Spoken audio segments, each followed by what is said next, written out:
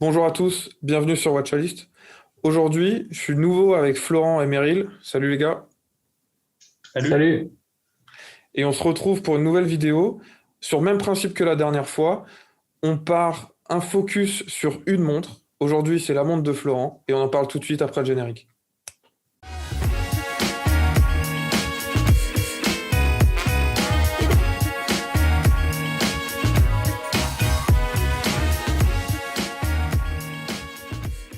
On part donc en focus sur la montre de Florent. C'est la Glashooter Original Panomatic Lunar.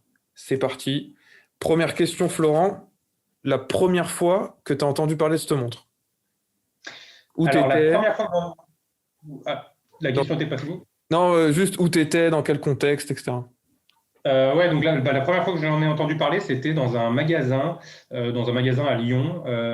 Donc, je connaissais encore pas très bien le domaine horloger. J'avais déjà entendu parler de Glashooter, mais je connaissais pas toute leur collection et la Panomatic Lunar particulièrement. Je l'avais jamais vu. Et donc, c'est le vendeur qui me l'a proposé. Donc voilà comment je l'ai découverte et elle m'a tout de suite plu.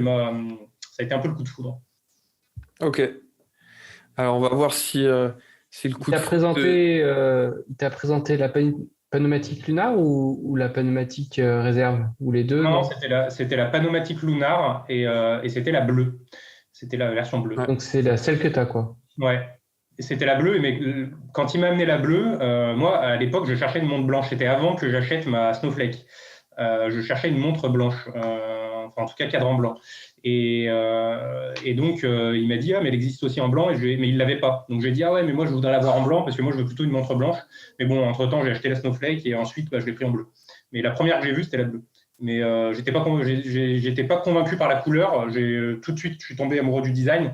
Mais la couleur, pour moi, je voulais du blanc, quoi. Donc voilà. Ok. Ok. Bon, Florent, on va voir si tu es toujours sous le charme de cette montre et si tu arrives à synthétiser un peu toutes ces émotions qui t'arrivent. Tu as 30 secondes pour nous présenter cette montre en pitch d'ascenseur. 30 secondes, c'est parti.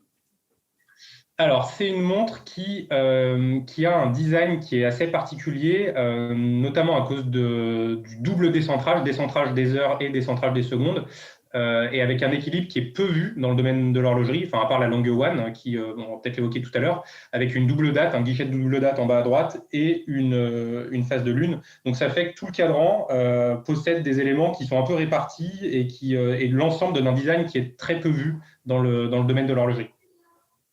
Oh, 30 secondes pile. Tranquille.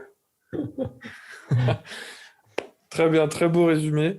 T'as beaucoup parlé du design. T'as même pas évoqué qu'elle était allemande, non? Si? Non. Il l'a pas dit. Il l'a pas dit. Non, non, Bah, il tant l'a pas pis, dit. tant pis.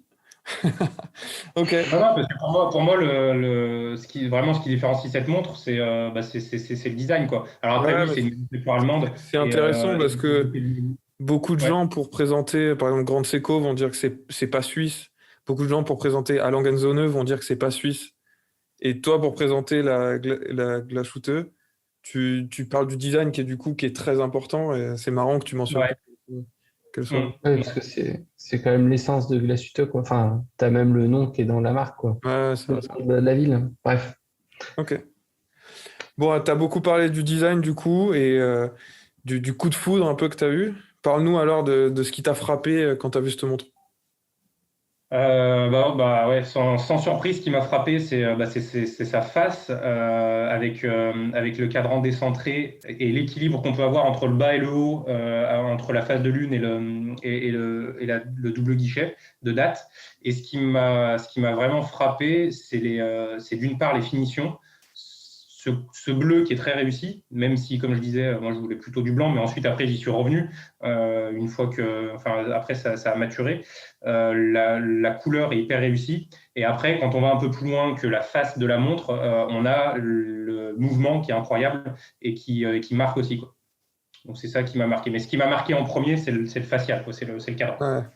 Ouais, ouais, je suis complètement d'accord.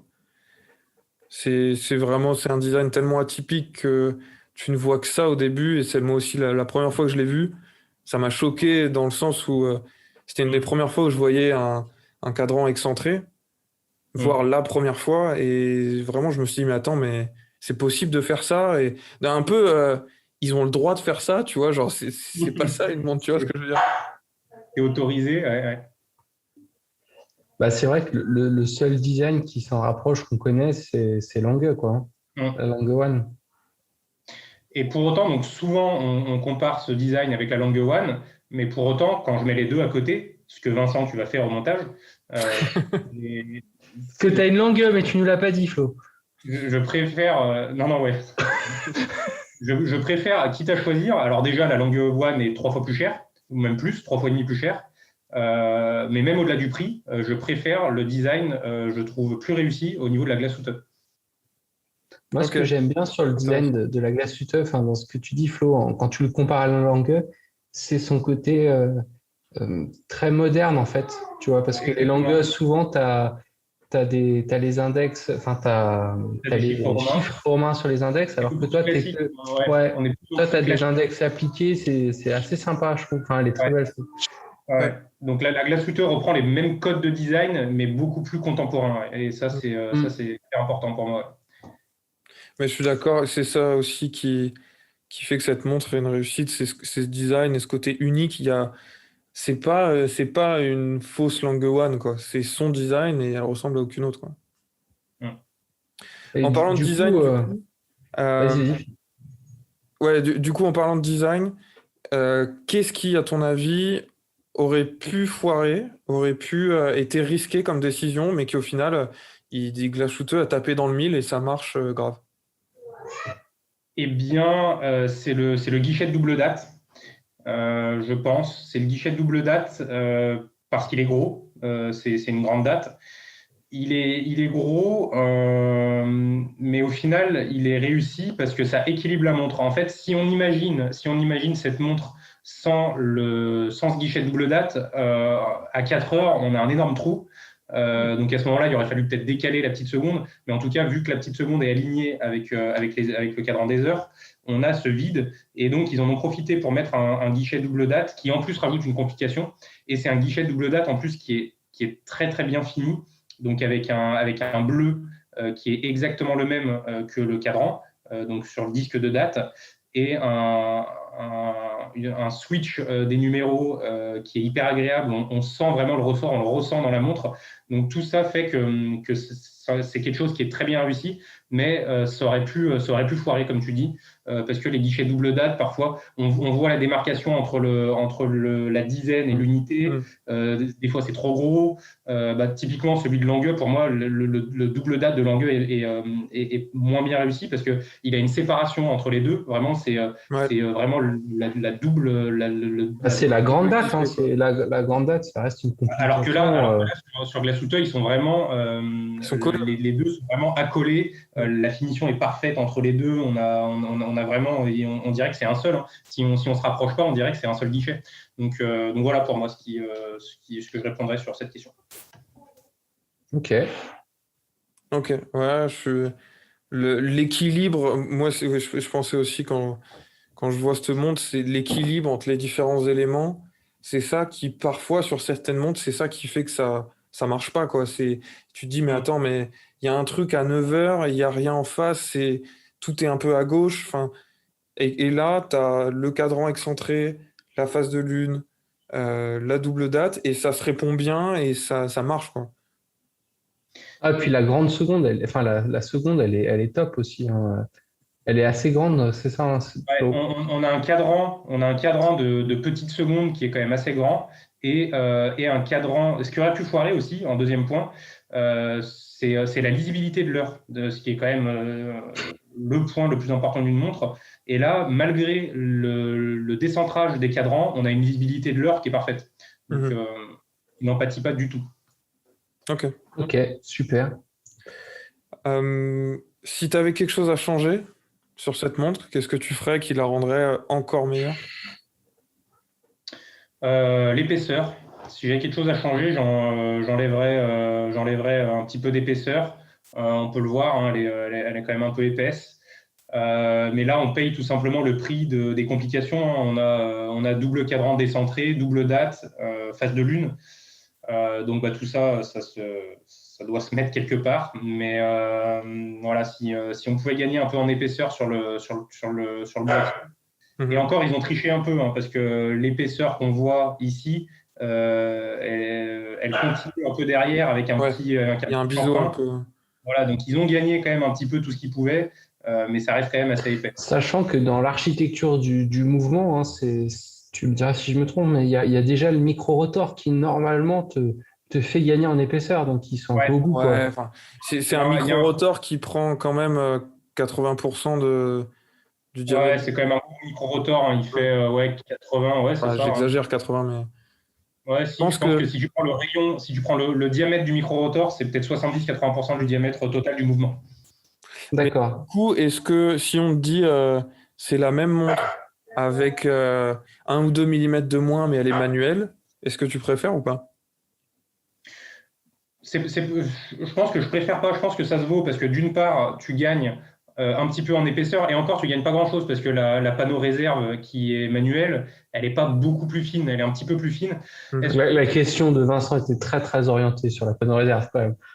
Ah non, mais après, je sais la panneau lunar, je pense vraiment la panneau lunar qui reste avec la face de lune, qui doit aussi avoir sa petite épaisseur. Mais juste pour voir si, est-ce que tu es prêt à faire des compromis, tu vois, par rapport à cette épaisseur? Je pense que si j'avais le choix entre la panneau lunar manuelle avec 0,7 mm de moins, parce que je pense que ça serait même pas en millimètre, ou la version actuelle avec le micro-rotor, je pense que je reste sur une épaisseur un tout petit peu plus importante, un petit millimètre en plus, mais le micro-rotor, pourquoi? Parce que déjà, c'est beaucoup plus pratique. Moi, je préfère les montres automatiques, parce que c'est plus pratique. Et ça fait un micro-rotor aussi dans une collection, ce qui est très sympa. Moi, j'aime bien avoir un micro-rotor. Surtout que c'est une montre automatique où tu as le luxe de voir le balancier sans obstruction aussi, quoi.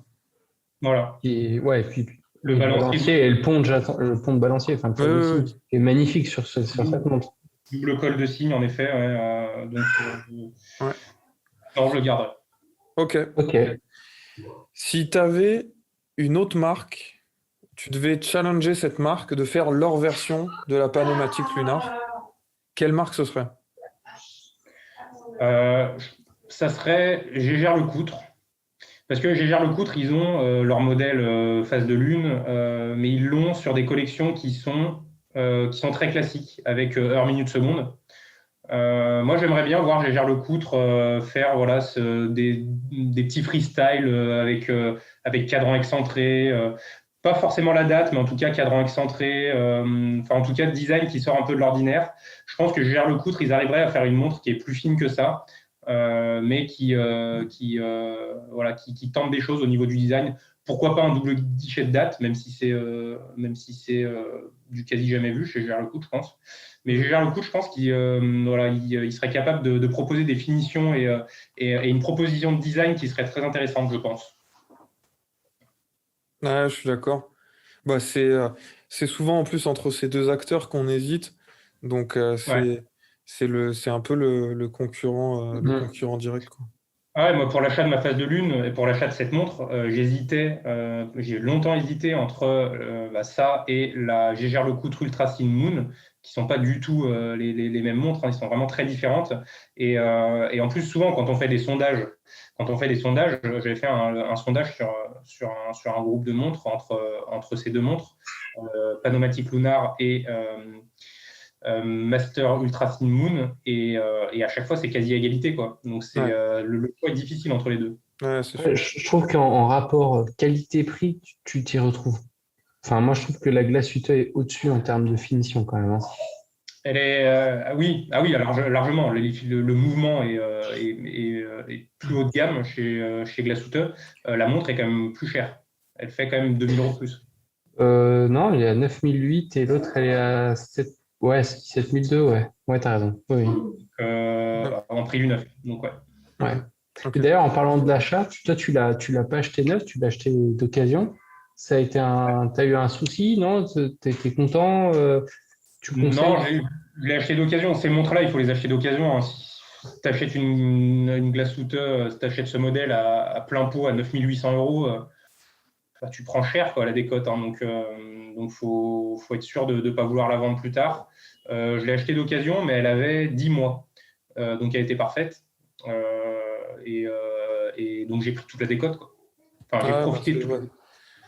C'est le meilleur des montres qui ont 1 an comme ça, faut pas les laisser passer. Quoi. C'est très beau move. Et alors, du coup, quand tu l'as acheté, tu cherchais une bleue ou finalement tu cherchais une blanche, tu savais pas trop pourquoi tu as fini sur la bleue? S'il faut répondre à ça, je cherchais plus une phase de lune qu'une couleur. Voilà. Ok. Moi, quand je réfléchissais à une autre marque pour faire cette montre, je serais très curieux de savoir ce que tu dis à Grande Seiko, vas-y, faites-moi une panomatique lunar. Même si c'est pas même s'ils savent pas faire, tu vois, c'est justement tu les mets mal parce qu'ils savent pas faire. Le mec en sueur, c'est chiant. Oh, comment je fais? Après, ouais, il faut choisir quelqu'un qui a ses chances, quoi. Je pense que tu demandes ça à Grand Seco, ça va les faire chier, quoi. Ouais, mais c'est pas la question. Moi, je trouve que c'est pas mal. Grand Seiko, c'est un peu, tu vois, Glasutot, tu vas pas par hasard chez Glasutot. Tu vas parce que tu es connaisseur, qu'il y a un super, on en parlait tout à l'heure, un super bon rapport qualité-prix quand même sur cette marque-là. Enfin, t'es sûr. Et tu vois, Grand Seiko, c'est un peu ce même esprit. Tu vas parce que tu connais, c'est l'attention aux détails et tout. Et je trouve c'est vrai que ça serait sympa, ce que disait Vincent. Ouais, pourquoi pas. Ok, question suivante. Depuis que cette montre est sortie, depuis que tu l'as, mais aussi plutôt depuis qu'elle est sortie, est-ce qu'elle vieillit bien? Est-ce que toi, dans ton expérience, tu vas de surprise en surprise? Et aussi, depuis sa sortie, est-ce qu'elle est déjà un peu... Elle est sortie quand? Cette version-là en 2015, quelque chose comme ça? Ouais, j'aurais dit 16, mais c'est peut-être 15, mais quelque chose comme ça. Est-ce qu'elle a bien vieilli ou est-ce qu'elle commence déjà à être datée et un peu souffrir alors, le design en lui-même, moi, je trouve qu'il vieillit très bien. Il est encore hyper contemporain et actuel. Et si la montre était sortie l'année dernière, ce serait complètement cohérent. En même temps, elle a que 5 ans, 6 ans. Ouais. Donc là-dessus, on parle pas d'une montre qui est sortie en 2002, quoi. Donc là-dessus, elle tient le coup et heureusement. Et sinon, c'était quoi le début de ta question? Parce que là, je réponds à la fin Toi, de ta question. dans ton expérience, est-ce qu'elle vieillit bien entre tes mains, entre guillemets? Alors en termes physiques, oui, elle vieillit bien. Elle prend pas trop les rayures. Hein. Bon, alors après, le bracelet cuir et ce qui prend les rayures sur nos montres, c'est quand même beaucoup le bracelet. Le boîtier a quand même tendance à moins prendre les rayures, mais elle prend très peu les rayures sur le boîtier. Après, c'est un boîtier sur le côté, c'est brossé, donc très beau brossage d'ailleurs. Donc non, au niveau physique, elle vieillit très bien. Au niveau de l'utilisation de ton expérience que tu as, est-ce que Et ouais, sur ça, t'es pas déçu par la phase de lune? Enfin, tu vois, la phase de lune, c'est un truc qui fait rêver, qui est très poétique et tout, mais à l'usage, est-ce que c'est si bien que ça? La phase de lune, tu t'en sers pas. Hein. C'est une complication qui est romantique, comme on dit. Je m'en sers pas. Je la règle parfois, pas tout le temps. Quand je la mets, je la règle. Mais j'aime bien aussi savoir que ce soir c'est la pleine lune ou dans 2 jours c'est la pleine lune, parce que j'aime bien aussi regarder la lune et l'observer quand je peux. Donc, à part cette utilité-là, je m'en sers pas, mais la phase de lune, moi, c'est une collection. Pour moi, dans une collection, c'est important d'en avoir une. Et voilà, donc je l'ai. Donc, là-dessus, ça me plaît bien. Est-ce qu'elle vieillit bien dans ma collection? En fait, je dirais qu'elle vieillit mieux qu'au début. En fait, au début, j'ai eu du mal à la mettre et à connecter en fait avec. Ok. Je ne sais pas pourquoi. Et là, depuis 6 mois à peu près, je la mets de plus en plus et je m'y attache de plus en plus. Et je me rends compte aussi que grâce au boîtier, grâce au cadran bleu, pardon, elle passe aussi très bien sans forcément être en costume. Avant, quand j'étais pas en costume, je mettais systématiquement la Snowflake. Là, je commence à la découvrir aussi dans un outfit qui est plus décontracté que le costume. Donc, je connecte de plus en plus avec elle. Donc, je dirais qu'elle vieillit au niveau sentimental, elle vieillit justement mieux qu'au début, quoi. Ok. Après, dans ta collection, quand tu l'as eu, tu avais déjà la Snowflake. Ouais. Tu l'as... Ah oui, Mais oui, déjà. il l'a dit 2 fois, Meryl. Suis un peu. Non, non, mais non, qu'il l'avait déjà. Je me souvenais plus dans la temporalité si tu avais Ouais. déjà. Donc ouais, non, après, chacun a son rapport différent aux montres. Il y en a qui vont être peut-être tout de suite connectés avec celle-là. Moi, c'est une montre avec laquelle j'ai mis plus de temps à connecter, une bonne année, quoi. Ok. Est-ce que tu en es à la porter en survêt? Non, je suis pas allé jusque-là. On verra dans un an ou deux. Il a encore trop de respect. Ouais. Ok. Moi, j'ai déjà fait survêt quartier. C'est Ça passe, ça. Mais ça, tu te prends pour un rappeur quand tu fais ça sur les c'est ça. Tu te prends pour un bon rappeur. Ok. Prochaine question. Une montre à ajouter pour faire une collection de 2 montres. Oh, facile. Euh, une montre à ajouter pour faire une collection de montres, il faut que ça soit une montre sport étanche. Parce que celle-là, je la classe plus dans les habillés et en plus, elle n'est pas étanche. Enfin, c'est une 30 mètres, je crois. Mhm. Donc il faut une montre sport acier ou titane. Donc, une montre comme une Explorer, une montre comme une Oyster Perpétuelle, comme une Snowflake, des montres comme ça. En gros, toute montre sport étanche 100 mètres, acier ou titane. Ok. Donc ouais, ta collection de 2 montres, ce sera vraiment une montre très habillée et une montre sportive étanche 100 mètres, comme tu dis. Mm. Ok. Donc, Est-ce je sais que pas quand si toi, vous du coup, aviez tu as fait le d'autres choix... propositions. Pardon? Je sais pas si vous aviez d'autres propositions pour ça. Mais juste pour revenir sur ton choix, donc concrètement, toi, tu as fait le choix de... Si tu avais 2 à choisir dans ta collection, ce serait avec la Snowflake. Est-ce que du coup, c'est quelque chose que tu avais pensé avant de prendre la Snowflake en te disant, je vais prendre une sportive et ensuite une habillée, ou pas du tout? Non, non, non, pas du tout, parce que moi, au début, la Snowflake, elle est un peu bâtarde, parce que c'est pas une pure sport, quoi. Elle est sport chic, un peu sport habillé, tu vois, avec les aiguilles finition miroir. Mhm. Elle a des aspects qui lui donnent, qui l'éloignent un peu de la montre sport, même si globalement, c'est plutôt une montre sport, mais elle a des finitions qui sont plus poly-miroir plutôt que brossées, que ce soit les aiguilles ou le boîtier. Elle est un peu entre les deux, elle est un Ouais. peu bâtarde. Donc non, pour répondre à ta question, non, j'ai pas pris ça dans l'optique d'avoir une montre sport et une montre habillée. Ok, ok. Ton usage idéal, si tu pouvais, avec cette montre, tu avais budget illimité, tu peux aller où tu veux, faire ce que tu veux, qu'est-ce que tu fais? C'est assez difficile. Qu'est-ce que je fais avec cette montre de particulier avec un budget limité? Je vais à une réception, annuelle de Langenzone,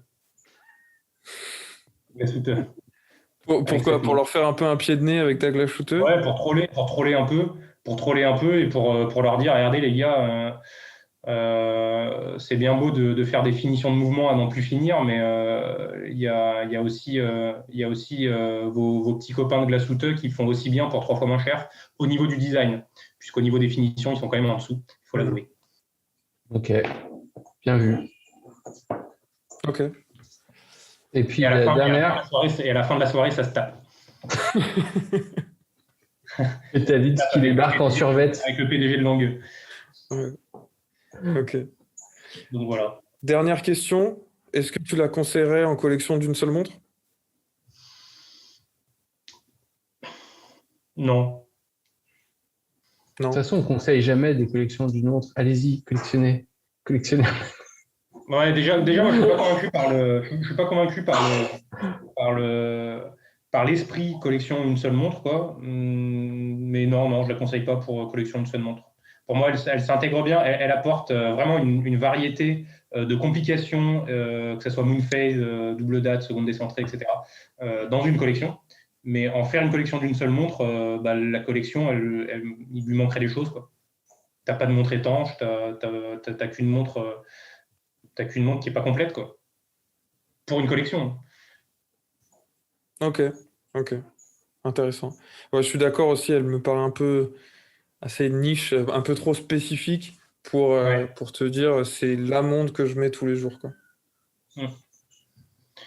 Donc non. Ok. Et à l'usage, c'est une montre que tu conseillerais, enfin, où tu te dis, enfin, tu as dit que tu as mis du temps à connecter avec.